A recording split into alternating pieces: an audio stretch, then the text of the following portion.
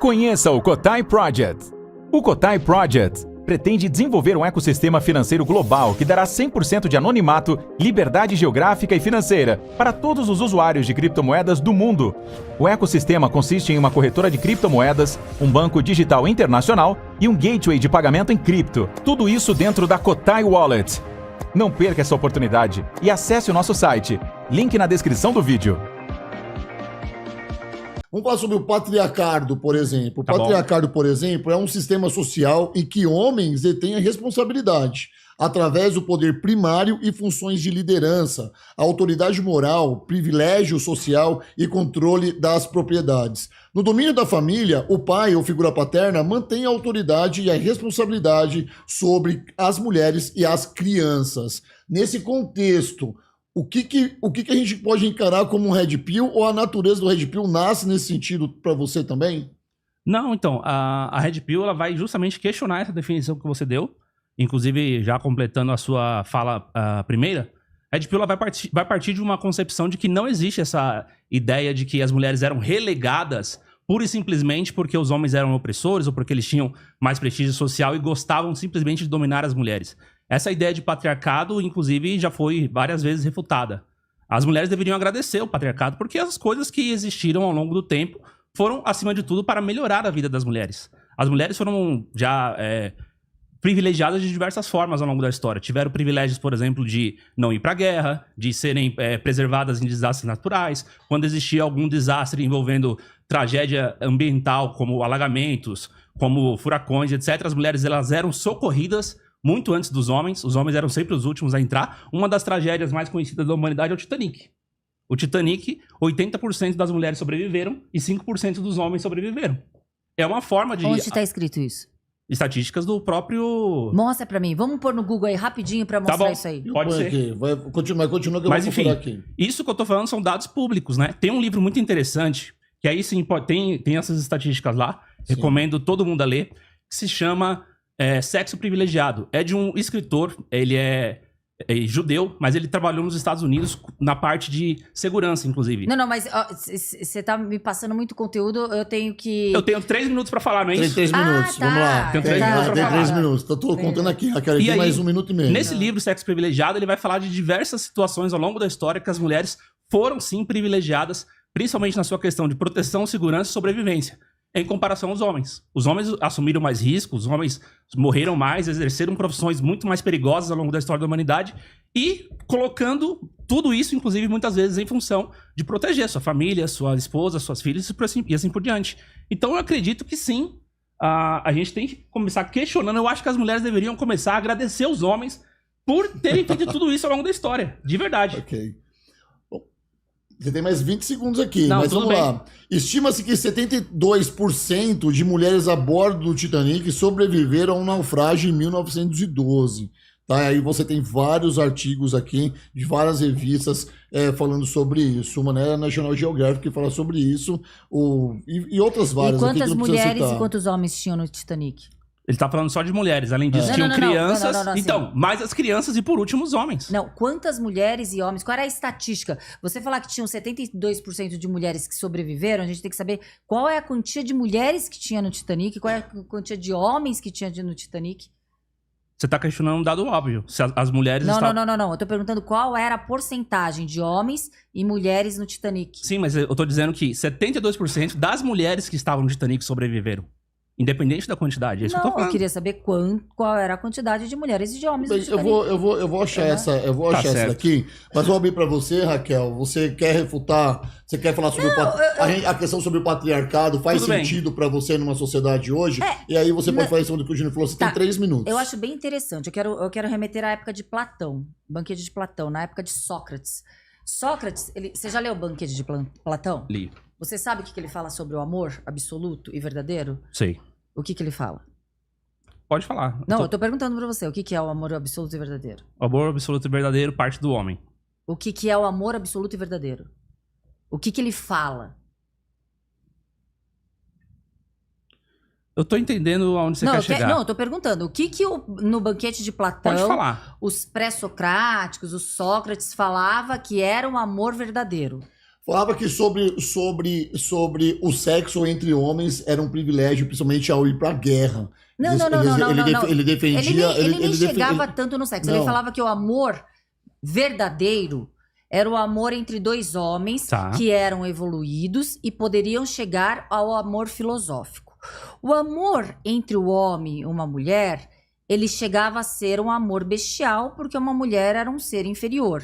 E o amor entre duas mulheres era equiparado a um amor realmente desprovido de qualquer situação, porque a mulher era muito emotiva, não tinha racionalidade, e ali era um amor equiparado a bestas, a animais. Sendo assim, claro que eu não estou falando que a sua argumentação chega a ser homoerótica, mas o que eu percebo é que na época da filosofia de Platão, existia sim um endeusamento dos homens, colocando os homens em um patamar superior ao das mulheres.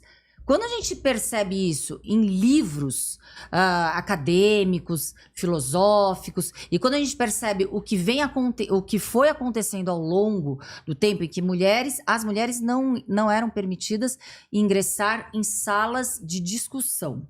Então a gente percebe que talvez esse movimento, o movimento, eu não sei o que a gente vai te falar, Red Pill, não seja tão novo assim. Tem muita similaridade ao que a gente vê nas discussões do banquete de Platão, na superioridade masculina, em homens privilegiando mulheres, em homens ajudando mulheres. Afinal, ali, à época, as mulheres eram bestiais. Júnior, você tem 2 minutos, mas só dar uma informação do Titanic, por exemplo. Falar. O Titanic tinha cerca de 1.317 pessoas ou passageiros, sendo 447 mulheres e 869 homens. Havia 107 crianças a bordo, a maioria na terceira classe. A última sobrevivente do Titanic morreu em 2009. Ou seja, cerca de 72%, 465 mulheres sobreviveram. Mulherada é mais forte, mais resistente, sabe nadar. Com certeza. Olha, não foi porque pegaram o bote, né? Olha a defesa dela. Olha a defesa dela pra isso. Vamos lá, Júnior, 2 minutos. Vamos lá. Gente, a gente tá falando sobre patriarcado, né? Okay, quando eu disse que as mulheres deveriam agradecer aos homens acima de tudo, pra falar de feminismo, acho que você concorda, né? A gente pode ter uma feminista falando sobre isso. Esse aqui é a Camille Paglia falando sobre o livro dela. O livro dela, Personalidades Sexuais, né? Personas Sexuais. Tem aqui uma impressão da página do primeiro capítulo, muito fácil de entender.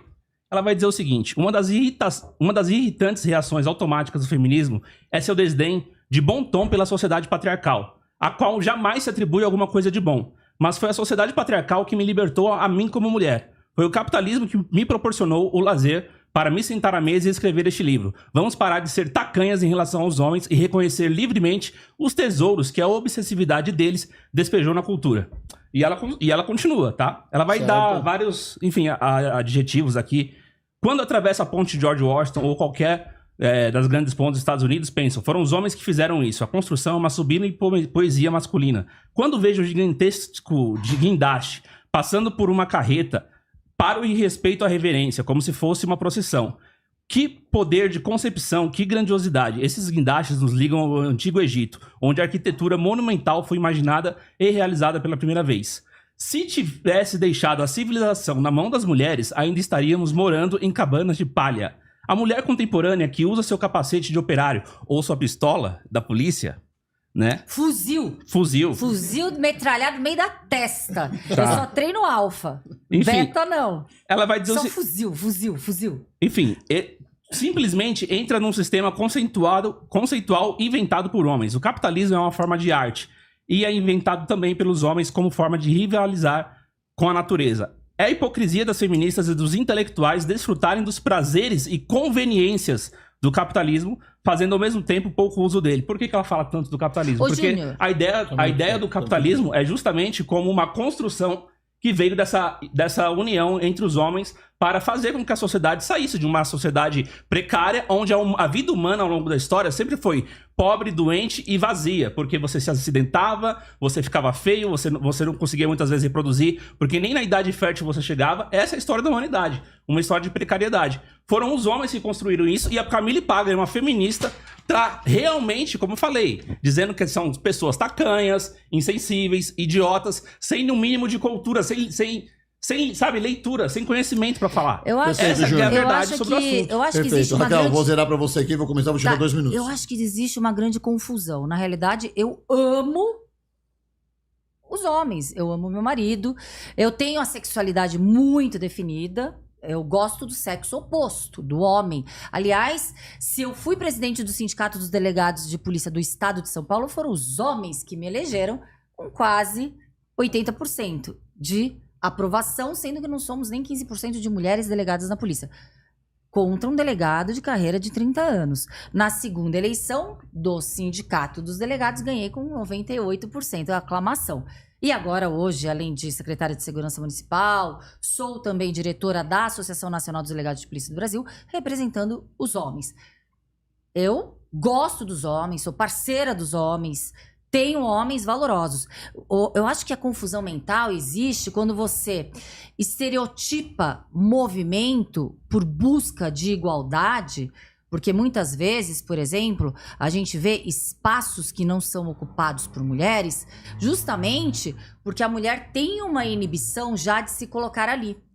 Eu não acho justo uma mulher que, como eu, fiz artes marciais desde que eu nasci, tenho algumas habilidades em manuseio em armas. Estudei a vida inteira porque tive este privilégio da minha família em proporcionar estudos. Então, eu não tenho a menor inibição de falar, vamos fazer uma disputa de tiro ao alvo, ou uma disputa de tiro esportivo, ou uma troca de uma luta. Não tenho. Uma luta pode ser de boxe, ou uma luta de taekwondo dentro das regras, e cada um ali, dentro ali da sua potência. Só que, obviamente, o que eu percebo nesse movimento é muita mágoa da mulherada. Muita mágoa. 10 segundos, Raquel.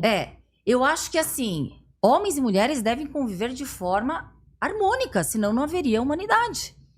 Perfeito. Vem cá, Carol, na última fala dela, Júnior, o Red Pill esconde uma mágoa por trás das mulheres? Onde que o Red Pill gostaria que as mulheres ficassem? Qual é o lugar da mulher para o Red Pill? Você tem 3 minutos. Não tem problema nenhum. A mulher, ela tem a possibilidade de casar se ela quiser, de ter filhos se quiser, trabalhar se quiser, ela pode fazer qualquer coisa, ir às universidades, estudar. Não tem nada a ver com isso. A gente estava discutindo uma definição de patriarcado. Certo. Ela não trouxe, ela fugiu 2 vezes da pergunta do patriarcado? Tema. Do patriarcado, foi isso que ele comentou. Tem 2 desde o início. Deixa ele falar. Desde o início ele estava falando assim, se é para falar sobre patriarcado, tem que falar com propriedade, com fontes, foi isso que eu trouxe.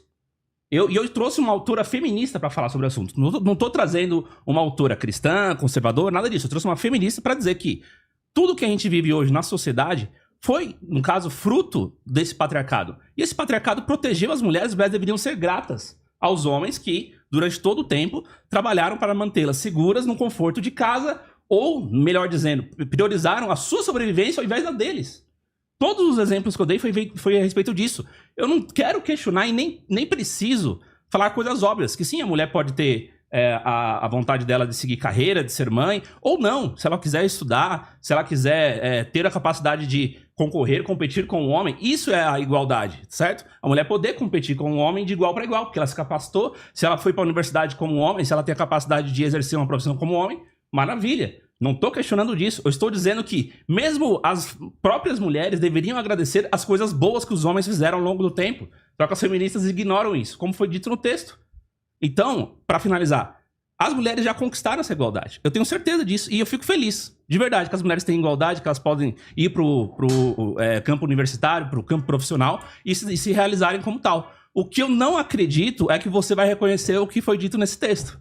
Que se as mulheres deveriam agradecer os homens por isso. Calma, tá no tempo dele, Raquel. Eu acho que a Camille Paglia... Raquel, tá no tempo dele. Continua. Não, pode falar. Não, pode falar. Agora eu vou fazer uma pausa aqui, porque eu quero ler de novo, para que fique claro aqui sobre o que a gente está falando. Nosso primeiro tema aqui é o patriarcado, tá? Patriarcado é um sistema social em que homens detêm a responsabilidade, através do poder primário e funções de liderança, autoridade moral, privilégio social e controle das propriedades. No domínio da família, o pai ou figura paterna mantém a autoridade e a responsabilidade sobre as mulheres e as crianças.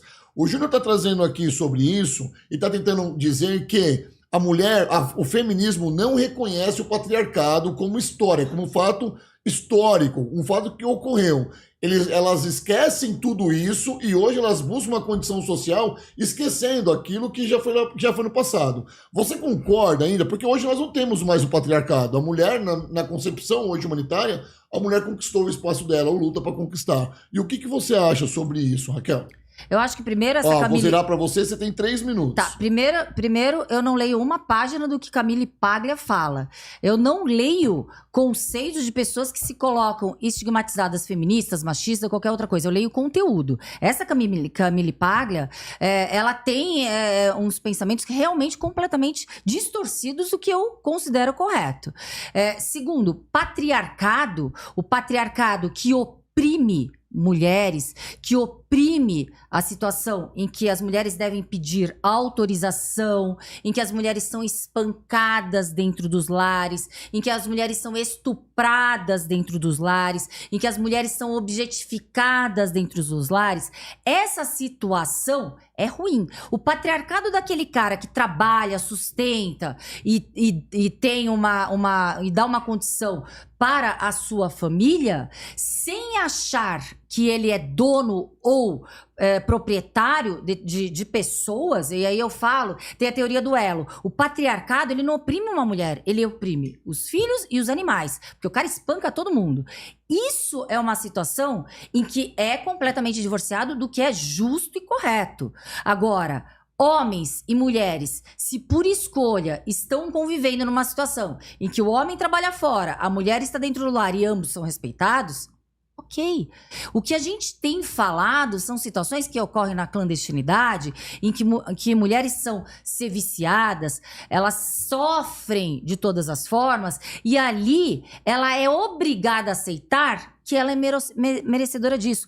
Nós estamos falando uma parcela talvez que não te atinja, porque são parcelas subnotificadas, que estão ali silenciosamente sendo massacradas. E a gente fala não só no Brasil, em grandes sertões, em que pais têm filhos com as próprias filhas que ficam lá trancadas. A gente ainda tem uma realidade macabra dessa no Brasil e principalmente em países que a gente não tem estatística. Quando a gente fala países do Oriente Médio, quando a gente fala países dos Emirados Árabes, e que as mulheres têm que usar uma burca completa, que olham os olhos, porque ali a mulher não tem direito a, por exemplo, a respirar. Então são situações divorciadas. Nada tem a ver com detestar os homens ou relegar o grande legado de homens, em que inclusive eu me baseio em grandes homens para ou buscar conhecimento científico, conhecimento técnico, político. É uma confusão mental. Não existe essa dualidade homens e mulheres. Para mim existe criminoso e não criminoso.